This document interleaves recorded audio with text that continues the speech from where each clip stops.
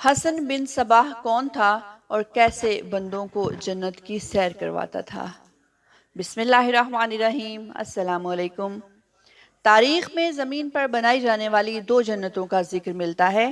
ایک جنت خدائی کے دعوے دار شداد نے بنائی تھی جسے باغ ارم کہا جاتا ہے، اور دوسری جنت 5ویں صدی ہجری میں حسن بن صباح نے بنائی تھی۔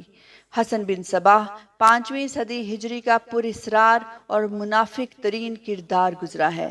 یہ شخص نظام الملک توسی، جو کہ جدید علم کلام کے بانی، ابن رشد اور مشہور شاعر و مفکر، بے مثال سائنسدان عمر خیام کا ہم اثر اور ہم درس تھا۔ اس نے اپنے لیے شیخ الجبال یا شیخ الجبل کا لقب استعمال کیا۔ اس وقت سلجوقیوں کا دور حکومت تھا، جو ایک طرف مغرب میں صلیبیوں سے نبردآزما تھے اور دوسری طرف منگول یلغار کو روک رہے تھے۔ اسی دور میں فرقہ باطنیہ نے سر اٹھایا، جو کہ تاریخ میں فاطمی بھی کہلائے۔ ان کا مشن منافقانہ پالیسیوں کے ذریعے اسلام کی بنیادیں کھوکھلی کرنا تھا۔ حسن بن صباح اسی باطنی فرقہ کا موجد تھا۔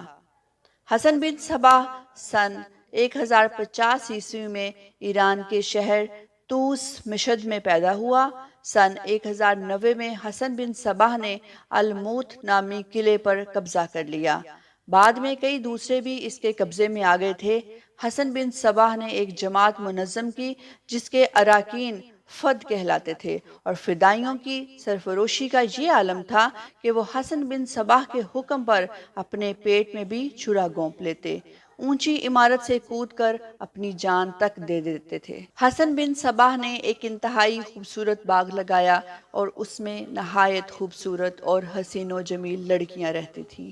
حسن بن صباح کئی بار فدائیوں کو حشیش پلا کر اس باغ میں پہنچا دیتا تھا، جس سے آنے والے فدائی یہ سوچتے کہ وہ حقیقی جنت میں ہیں۔ عبدالحلیم شرر کا ناول فردوس بری اسی پس منظر کو سامنے رکھ کر لکھا گیا ہے۔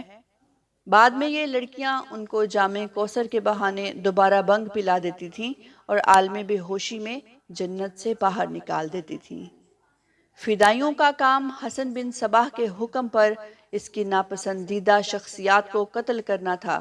حسن بن صباح نے جب کسی کو قتل کروانا ہوتا تو وہ کسی ایک اپنے سپاہی کو اس باغ کی سیر کرواتا اور اسے یقین دلاتا کہ اگر وہ اس مہم میں مارا بھی گیا تو بھی آخرت میں اسے ہمیشہ کے لیے جنت مل جائے گی۔